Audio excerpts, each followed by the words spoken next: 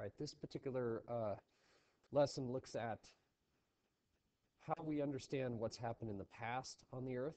There are several components to that, and we're going to cover one today, which is understanding the order of events and the time of those events.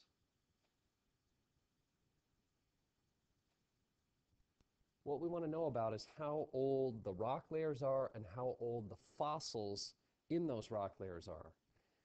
And so we got to figure out kind of the order of events, how things happened. And one way we can do that is several simple guiding principles that help us understand what order those different things happen in. In this slide, there's two diagrams, and we want to look at both of them.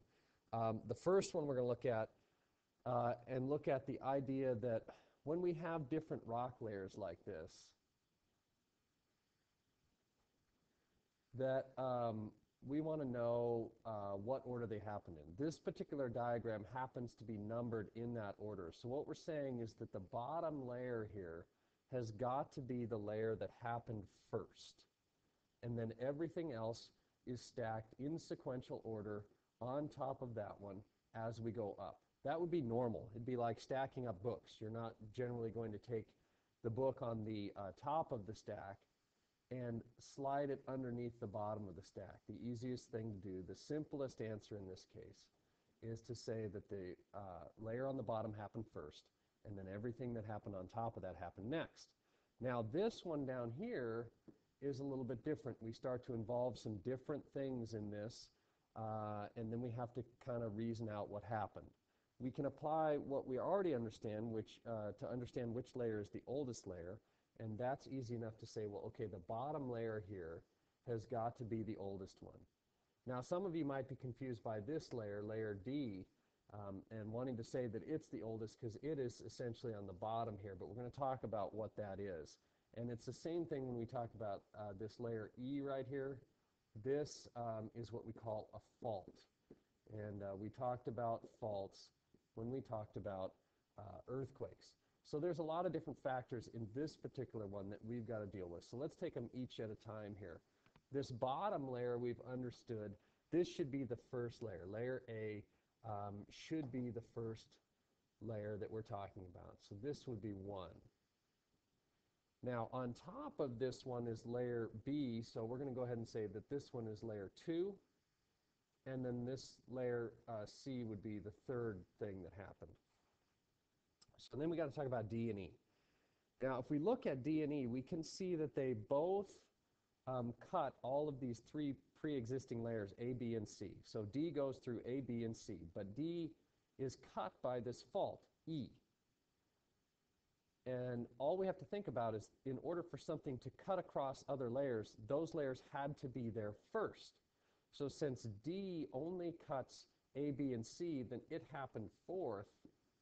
And that if E cuts all of the layers, A, B, C, and D, then it had to be the last thing, because in order to cut all of those layers, it had to happen after those layers.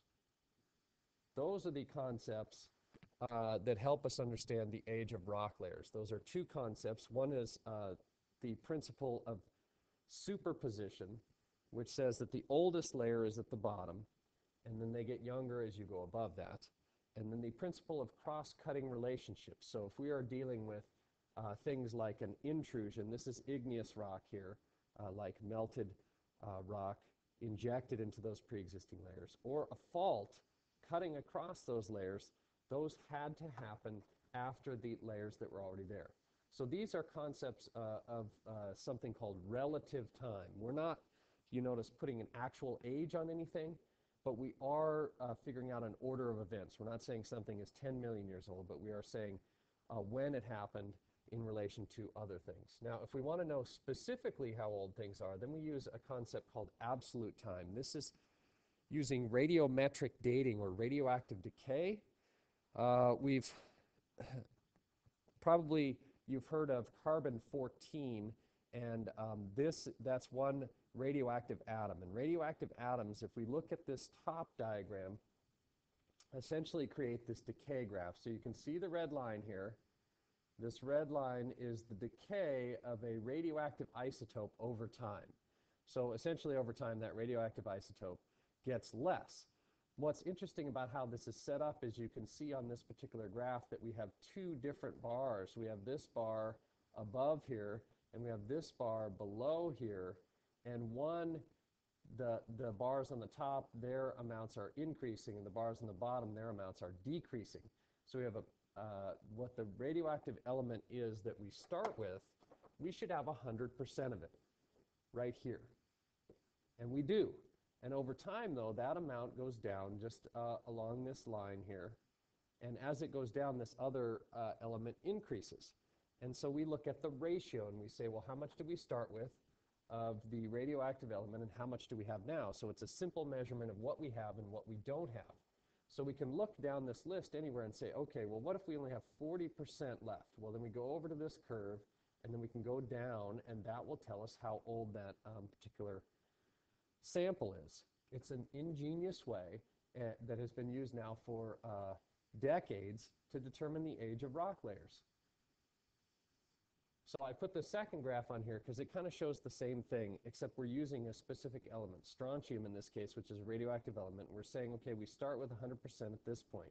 Well, let's pick any other point. Let's say we only have 25% left. If we go over to this graph, to this point here, and then we go down, then we're able to determine that the age of that sample is 50 years old. That's essentially how radioactive decay works. A very powerful tool in understanding when different things happen on Earth and in what order.